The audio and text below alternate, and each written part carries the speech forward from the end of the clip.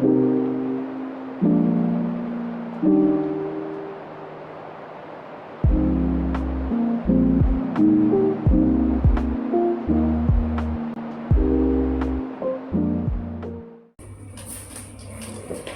teman-teman semuanya, perkenalkan nama saya Rauf Fakusat Curhatin.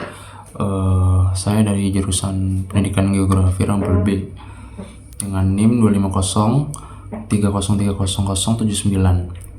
Pada kesempatan kali ini saya akan menerangkan beberapa hal dan poin yang akan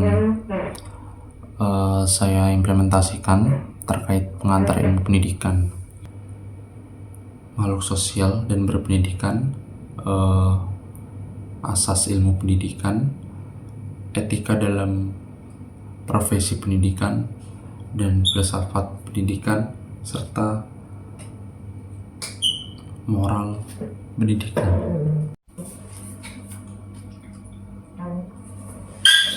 Halo teman-teman semuanya, perkenalkan nama saya Rauf Fakusat Curhatin. Saya dari Prodi Pendidikan Geografi Rampel B dengan NIM 250300079. Pada kesempatan kali ini saya akan mengimplementasikan satu ilmu pendidikan terkait 7 poin, yaitu diantaranya ada hakikat manusia dan implementasi terkait dalam ilmu pendidikan, landasan pendidikan, etika profesi dalam pendidikan, asas pendidikan. Baik, dari sekian 5 poin itu aku akan menjelaskan satu persatu apa itu dari 5 poin tersebut.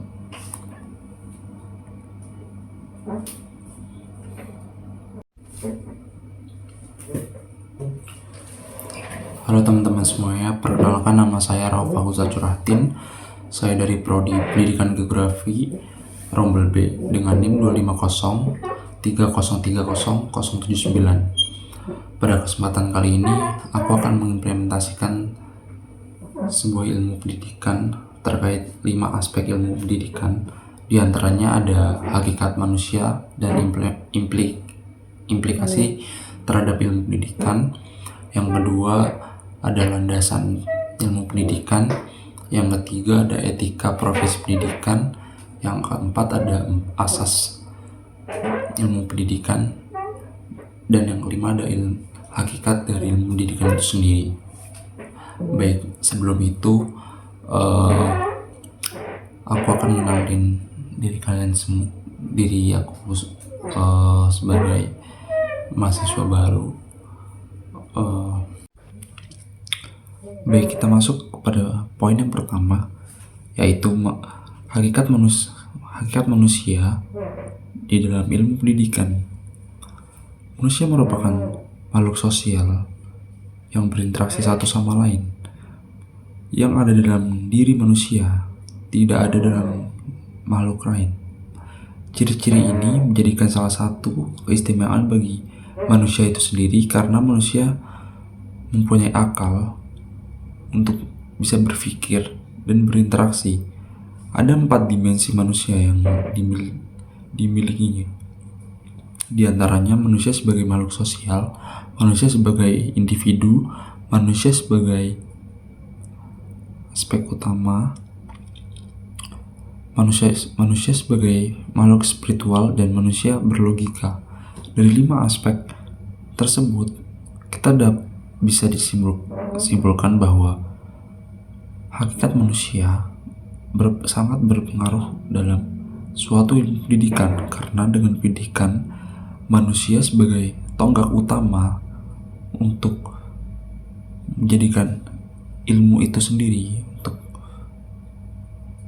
masuk ke dalam diri manusia, menjadikan itu sebagai integrasi dan keyakinan bahwa kita mempunyai aturan dan norma sebagai makhluk hidup yang berakal dan modern. Di dalam 5 aspek poin tadi ada beberapa poin yang harus kita ketahui, bahwa ada poin yang tercolok sebagai kepentingan manusia itu sendiri. Yang pertama, ada manusia sebagai orang makhluk yang berpikir rasional. Artinya, manusia mempunyai akal dan pikiran untuk menjalani hidupnya serta mempunyai hak untuk mereka hidup dan menentukan tujuan mereka masing-masing. Contohnya ketika kita di lingkungan belajar, kita satu sama lain ingin menimpa ilmu untuk belajar lebih jauh, untuk menentukan nasib dari masing-masing individu untuk kehidupan kedepannya. Jadi di situ menjadi poin utama bagi hakikat manusia dalam ilmu pendidikan, karena itu adalah suatu poin yang menjadi tonggak utama bagi manusia itu sendiri, karena manusia mempunyai hak hidup yang lebih luas dan bebas. Selanjutnya ada filsafat pendidikan. Jadi apa filsafat itu? Filsafat pendidikan itu. Jadi filsafat pendidikan itu artinya mengenai pada makna, fungsi, dan tujuan apa itu pendidikan. Nah, di dalam ini suatu ilmu atau teknisi untuk menciptakan sebuah jawaban dalam ilmu pendidikan itu sendiri tidak jauh dari kata filsafat, karena manusia akan tahu bahwa apapun dunia ini akan terbentuk dengan yang dinamakan filsafat. Jadi filsafat ini adalah tonggak utama dan gerbang utama dari suatu ilmu, termasuk ilmu pendidikan. Oleh karena itu, ada beberapa poin penting yang perlu kita tekani juga dan harus kita tahu. Di antaranya ada humanisme.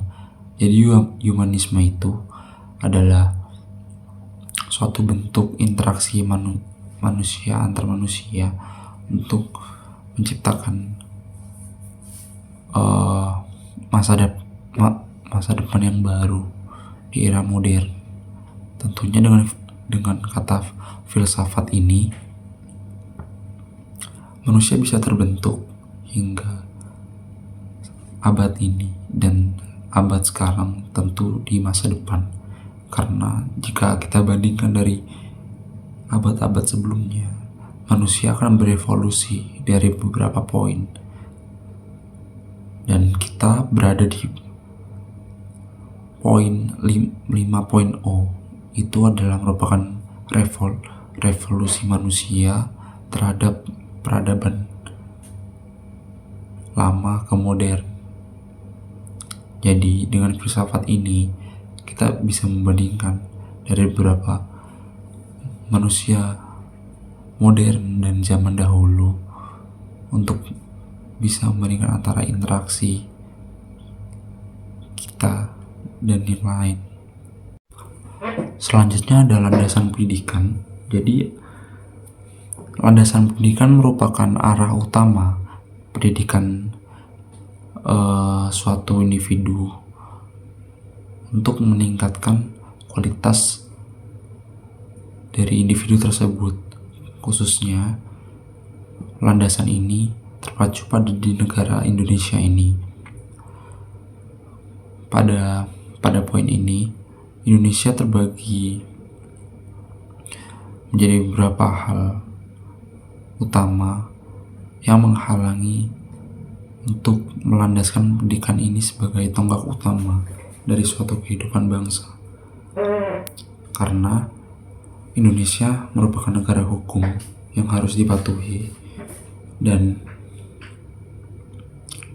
sebagai warga negara kita harus memprioritaskan pendidikan sebagai landasan utama agar menciptakan generasi yang baik dan menciptakan hasil bangsa yang sukses dan tidak mempersulit dalam keadaan bangsa. Jadi pada hal ini, landasan ini tentu penting buat bangsa ini karena dengan landasan hukum Indonesia sudah jelas bahwa pendidikan suatu kunci utama dalam meraih suatu kesuksesan, namun tidak menjadi suatu hal belaka yang tidak berpendidikan itu tidak bisa sukses. Namun dengan ini kita bisa menjadikan pendidikan itu sebagai hasil dari usaha dan bentuk interaksi kita dari awal kita tercipta sebagai manusia. Jadi landasan pendidikan ini dengan hukum harus bisa mensterilkan antara mana yang baik dan mana yang buruk, sehingga mahasiswa atau siswa bisa mengimplementasikan bahwa sumber daya yang kita punya bisa membaik. Contohnya seperti pembangunan dalam bidang pendidikan, contohnya seperti sekolah di pelosok, dan tentunya itu menjadi PR besar bagi bangsa ini, sehingga kita sebagai satu bangsa dan satu negara harusnya menjunjung tinggi pendidikan, karena ini adalah landasan utama untuk menciptakan suatu bangsa yang baik dan bisa menjadikan bangsa dengan SDM yang baik ke depannya. Terbagi menjadi 4 poin, diantaranya landasan yuridis, landasan filosofis, landasan psikologis, dan landasan sosiologis. Nah, jadi dari 4 landasan ini kita bisa menjadikan tonggak utama sebagai apa sih pentingnya pendidikan di negara ini. Karena dengan 4 aspek tersebut kita bisa simpulkan bahwa yang harus kita tekankan adalah psikologis serta sosiologis, karena di era modern ini 2 hal itu penting bagi masing-masing individu untuk meningkatkan suatu sumber daya yang baik.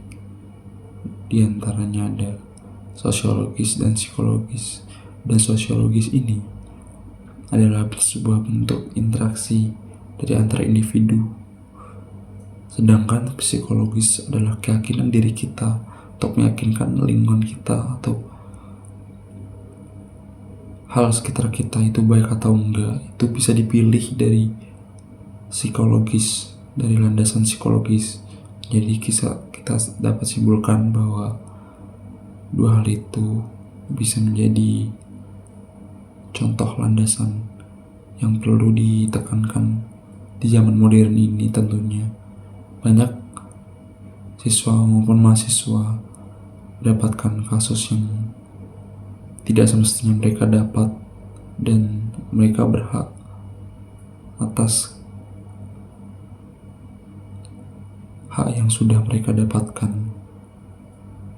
Contohnya seperti kuliah, sekolah. Namun lingkunganlah yang menentukan mereka untuk bisa mengadaptasi ke depannya. Karena hal itu merupakan sebuah hal penting bagi anak-anak bangsa ini untuk diperbaiki dan menjadikan tonggak utama bagi diri mereka sendiri. Dan tugas pemerintah atas segala ini harus bisa menyesuaikan untuk kebutuhan anak-anak yang ada di bangsa ini untuk menunjukkan SDM yang lebih baik. Suatu kekuatan yang besar bagi bangsa ini untuk meningkatkan suatu sumber daya manusia agar lebih tinggi dan menuju Indonesia Emas 2045. Yang selalu saya tekankan adalah pendidikan di Indonesia itu masih jauh dari kata sempurna dibandingkan negara yang lain. Namun ini disclaimer, hanya contoh, Bu, dari saya sendiri. Karena jujur, di bangsa ini masih kurang akses pendidikan, mulai dari penjuru-penjuru, pulau, dan tempat tinggal yang perlu dibenahi, bahwa untuk meningkatkan SDM yang lebih tinggi. Jadi pada pengaruh ini seharusnya kita harus membangun pendidikan bersama-sama untuk meningkatkan dan semangat belajar bagi siswa dan siswi maupun mahasiswa dan mahasiswi untuk mencapai keberhasilannya masing-masing. Begitu.